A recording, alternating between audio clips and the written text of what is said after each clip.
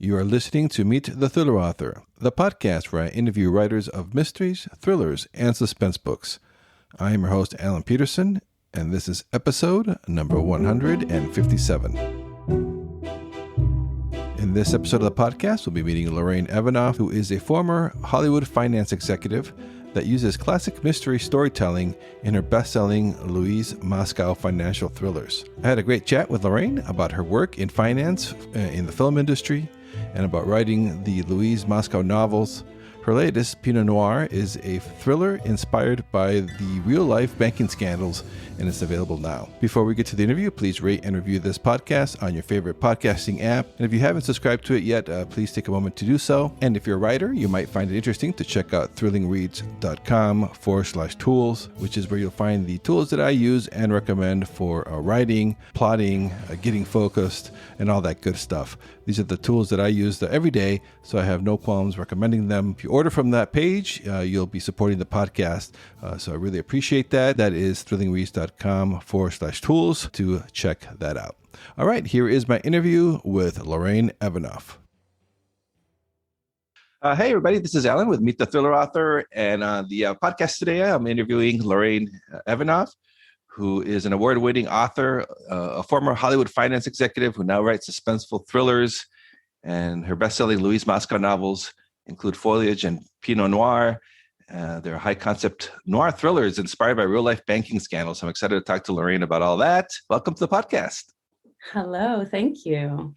So tell me a little bit about your background. It's so interesting. So you were like a finance person, and now you're writing suspenseful mysteries? Yes, I guess I attribute my career changes to, I don't know, left-handed Gemini or something. Every 10 years, I seem to have to want to try something new. So, but they all interlink though. So when I decided to write novels, I knew finance and I knew Europe and France. And so I kind of did these financial thrillers that based on real historic events. So, banking scandals basically.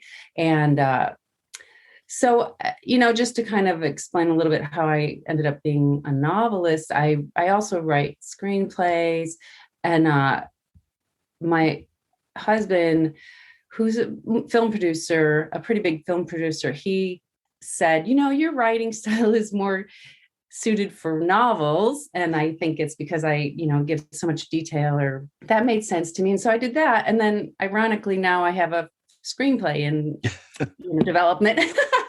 It's not related to Louise Moscow either, but it is a real story, so I do love historic and I do love true stories, true crime. And is it a big difference writing like a novel versus was it a screenplay? Is that? Yes, absolutely. Yeah, absolutely. Screenplays to me are so tricky because there's less room for creativity, or whatever the word is. People are so rigid in Hollywood when they read a screenplay. There's always so many opinions. So, but novels, they can kind of be more, they can give you, there's just so much more room to breathe in a novel. So, but screenplays, yeah, that's why you do tend to see like formulaic movies. Because once you get that, that formula down and it works, you're going to just keep doing that. But story is story. So as long as it's a great story, and as my husband says, the yellow brick road, follow the story and keep moving forward, that pertains to all writing. Yeah, that's that book. What was that? Save the Cat. I read that one. It's pretty good advice, but it's very like you said, very formulaic. Oh, really? I got to look that up. Did you say Save the Cat? Yeah, Save the Cat. I can't remember the guy's name. I got to look it up. Yeah, it comes highly recommended. And then now they have one, Save the Cat, for writing books too. So it's pretty interesting. Yeah, so it's a yellow brick road. You're like, you got to save the cat, I assume. Yep, exactly. Yeah. You can have a whole bunch of dead people in your books, but no animals. Oh, exactly. I swear, I still haven't watched that movie Marnie or whatever it was. I mean, the dog's not going to make it. Yeah. Yeah. My girlfriend. Go ahead. My girlfriend, who's a novelist, how you're right. You're a novelist too, which Right. I got one of yours, but I haven't, sorry. I have this whole list that I'm working through, but on some of those Facebook groups, she's like, should I kill the dog or not? I'm like, no. Everybody was like, no, do not kill the dog. Yeah, no, I had a friend who found out the hard way. Like she killed a thriller, a dog, and the reviews on Amazon, like a whole bunch of 1 stars. Right. Yeah. So when I was checking out your background for this interview, I was so fascinating with your because my wife's an accountant, so I've always been curious. Yeah, she's a CPA. And so whenever I see movies, and I'm one of those nerds who likes to read the credits, I always saw accountant or whatever on there. I'm like, yes. oh, so that was what you did, right? Yeah, I'm a film controller. A lot of times the film credit is controller, which is like the highest level accountant, meaning basically when you make a movie, usually the film company creates these single purpose entities. So every film is its own company, and then you consolidate them into the film company. So you're basically on that level. I've been mostly on that level, the film controller, the accounting controller, which is another accounting term or position, like director of finance or CFO, chief financial officer. It's like another title, controller, and usually on a bigger corporate level. So anyway, you consolidate those financial statements into the main company. So that's where I would fit in.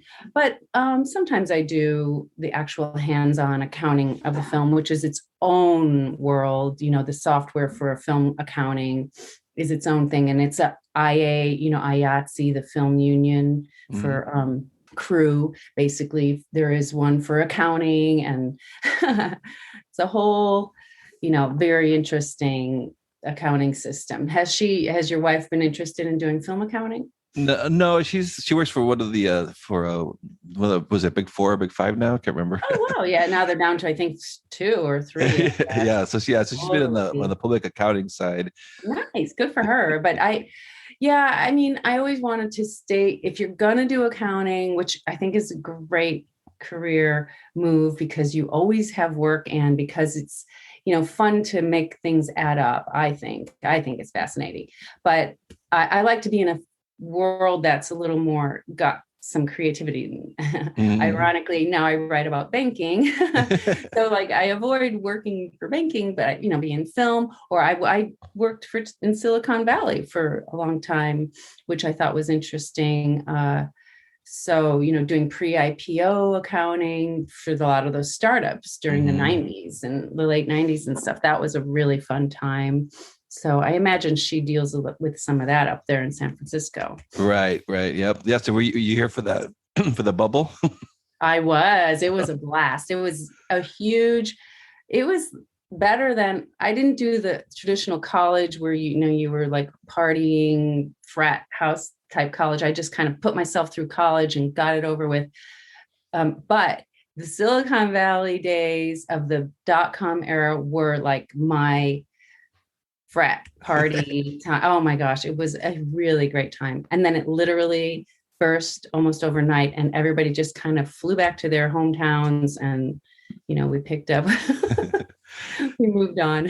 Yeah, it's kind of crazy. Yeah, kind of like now with the whole pandemic, the same thing. Like a lot of the people just left the city because, now you're working from home. So it's so expensive here. Everyone just left. Yes, they're like, we can work anywhere now. So it changed LA too.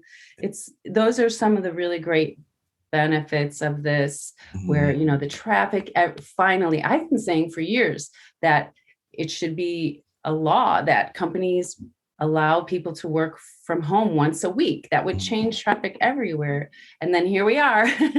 They finally are, working from home. It looks like they're incorporating that. Like a lot of companies are saying, maybe when it goes back to normal, 2 or 3 days a week or something. Yeah, why not? So tell me about accountants. Accountants can work anywhere, really. Oh yeah, and same thing like here in the Silicon Valley too, in San Francisco Bay Area with all the tech people. They can work anywhere. And so tell me about so I'm so curious about the Louise Moscow, because so she's an investment banker. So can you tell us a little bit about the character and and those books? Oh yeah.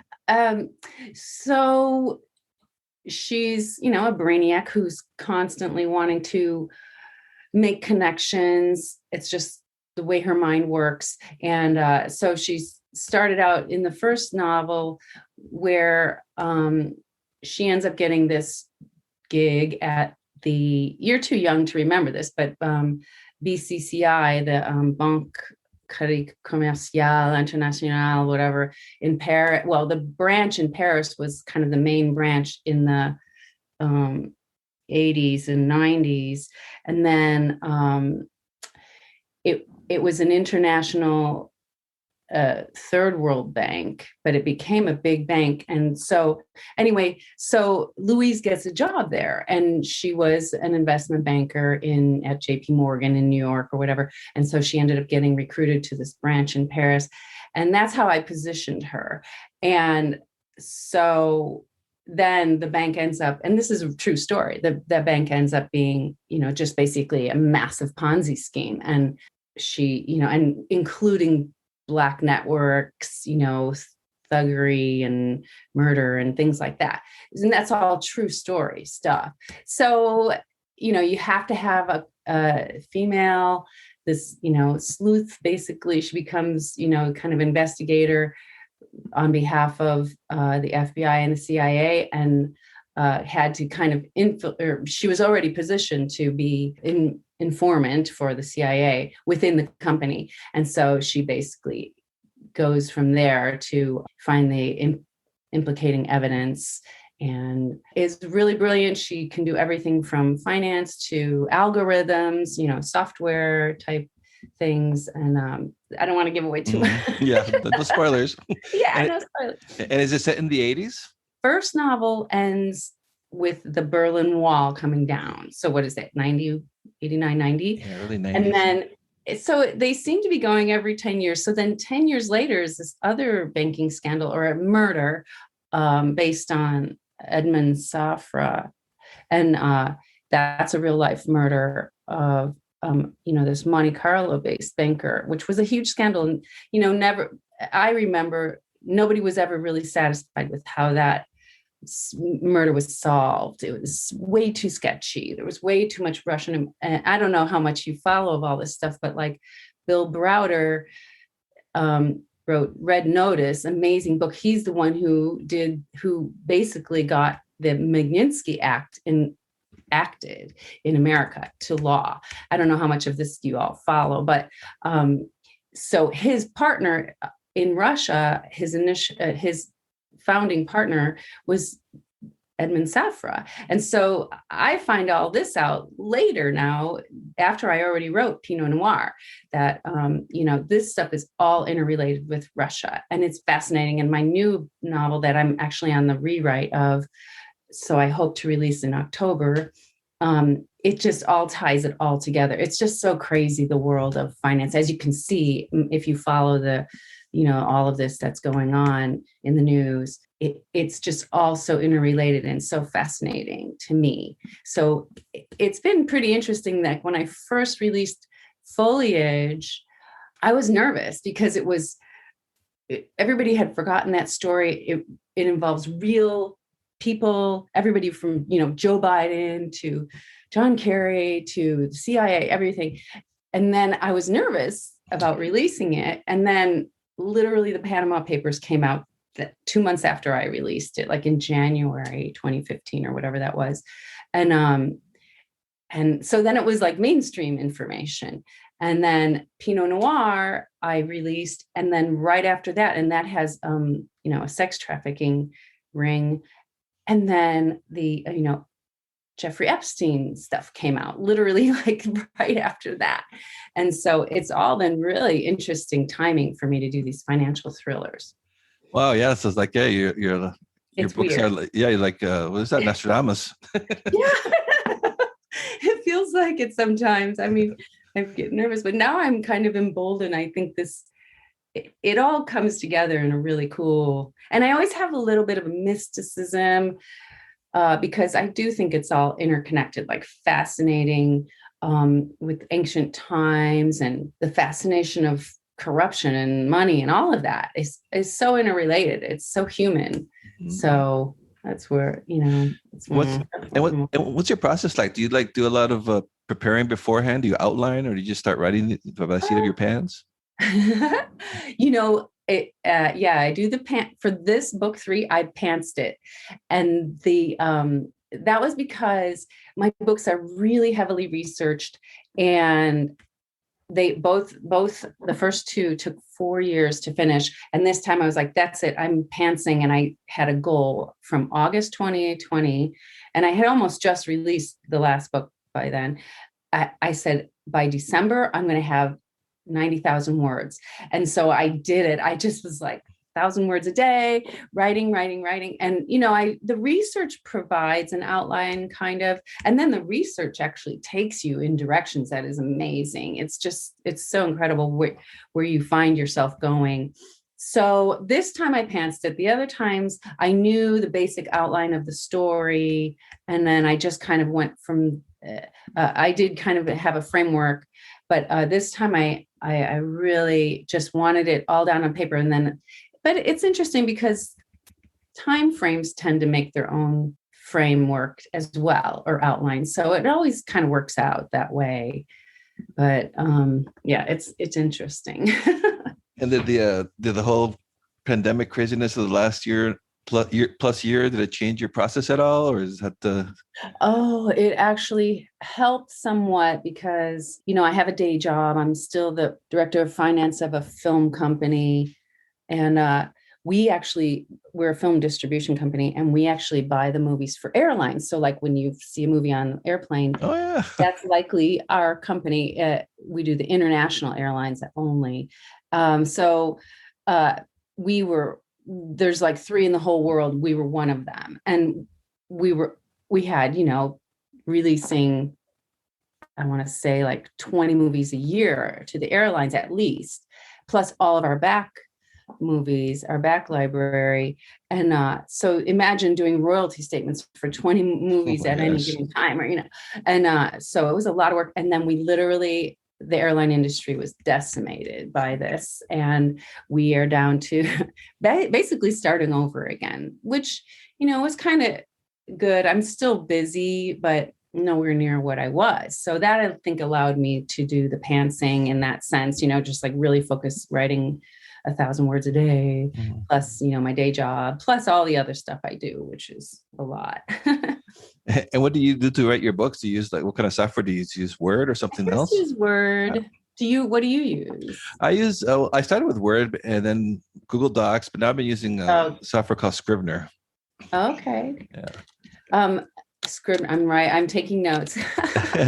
Well, it's just easier for me because I'm not that linear. So the Scrivener is very easy just to drag folders around, chapters around. So yes, I've never done that. And it's because I think the way my brain works, it's just constantly reorganizing in my brain. And I feel like using what they call, note cards or whatever, like you're saying, that almost trips me up or something. Yeah. But like, for example, right now I'm also writing somehow, I don't know how this happened, but I somehow became one of the community writers for the Palmer Report. And so like once a week, I'm doing a 500-word news article for the Palmer Report. And, you're taking really complex stories and making them 500 words. So I think my brain just became really good at that. It all kind of works together. I think, as you must know, it's you become more fluent at writing, or whatever, for the lack of a better word.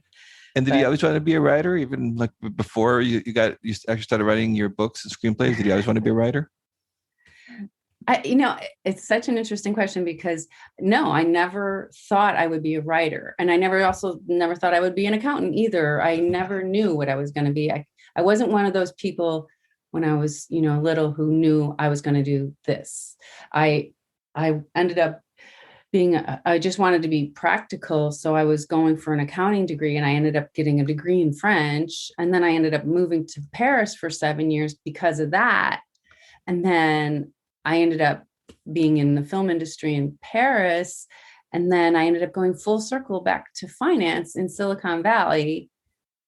And then I ended up being recruited back to Hollywood because I had a pre-IPO finance background and ended up back in film. So it's just so funny how things work out. But, and then the whole time, I guess, because I had a French degree, somehow I knew I would go back, or I would go into writing, but it was never a plan. And I've been reading this interesting author, David Kempf. He does kind of horror, and which isn't really my genre, but ever since he brought out that writers are egomaniacs or some kind of thing like that, I never thought of it that way. But because I guess, you have to be somehow self-centered or something to want to write. I don't know. I never thought of it that way. I feel that writers, people who were writers from the beginning, who aspired to be writers, they kind of have maybe a self-loathing or something. Well, yes, it's torturous. Yes, it is torturous, and it is masochistic and all of that. Absolutely. But I feel like they feel like they're doing it as like a self-centered and when I was an actress, one of my other careers, I hated being an actress because I felt like it was so self-absorbed. And in the end, I've gone full circle, and I feel like, you're doing a really important service. You're giving yourself for people to see these stories really illustrated. And in the end, I do appreciate so much actors.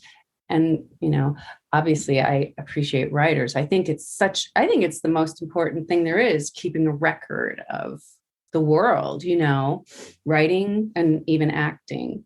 So, and were you a fan of that? Were you a fan of the genre as a reader of those of historical mysteries and thrillers? Yeah, I've always been attracted to historical fiction for sure. That's my favorite, but thrillers too. So thrillers and I love Murder, She Wrote. Oh yeah, I love that one. Still watch it.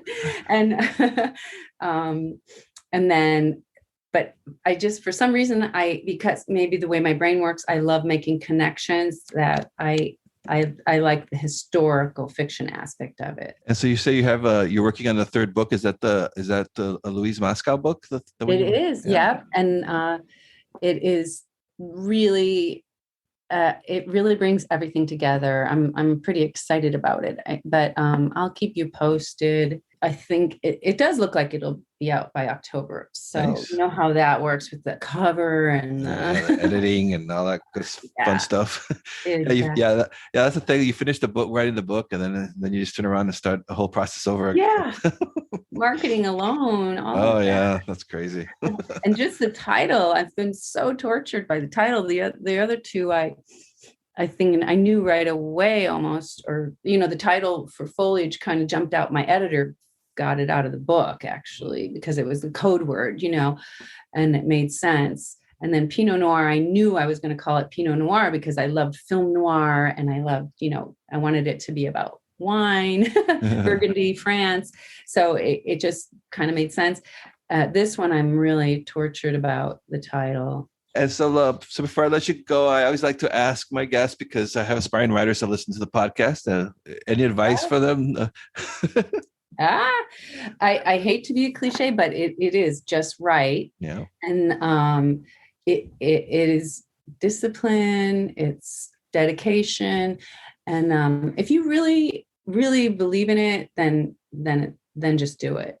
And also have a story that's kind of something that's been in your mind all your life or something, have something really strong as a story, as a basis for it. Because that'll give you the fuel to keep going. Oh, yeah, I like that. That's so true. Because everyone has an idea that you've been kicking around for years. Yeah. And you let it go, take you where it's amazing where your brain will take you if you let it. It's incredible. I am sure you've had that experience. I hear that a lot by authors. Yeah. Like, how do I know what I'm going to write until I write it? I don't know. It's so funny. And so where's the best place for the subscriber, for people to find you is your website? Oh, actually, yes. Just LorraineEvanoff.com to keep it simple. And that'll take you all different, links. Amazon. I think Amazon's the easiest at this point. Yeah. For everything. Yeah, I know. Sad. All right, Lorraine. Well, thank you so much for being on the podcast. I had a lot of fun talking to you. Have a blessed Memorial Day, and thank you so much for getting this together. Yep, thank you. Thank you for listening to Meet the Thriller Author. I hope you enjoyed my conversation with one of your favorite writers of mysteries and thrillers, or if this episode's guest is new to you, I hope you give their books a chance. Helping listeners discover new authors and books is one of the coolest outcomes of doing this podcast. As always, you can head over to thrillerauthors.com to sign up to my Thrilling Reads email list. That way you won't miss out on any great deals in thriller and mystery books. You can also check out all the links and resources in the show notes for this episode over at thrillerauthors.com. And also please do subscribe to this podcast if you haven't done so already, and leave a rating and review wherever it is that you're listening to this show. If you have done that already, I thank you. I really do appreciate your support. For my other links to my author website, social media haunts, and more, check out thrillingreads.com/links. All my links will be on that page. So that's it for this episode. See you next time, and stay safe out there.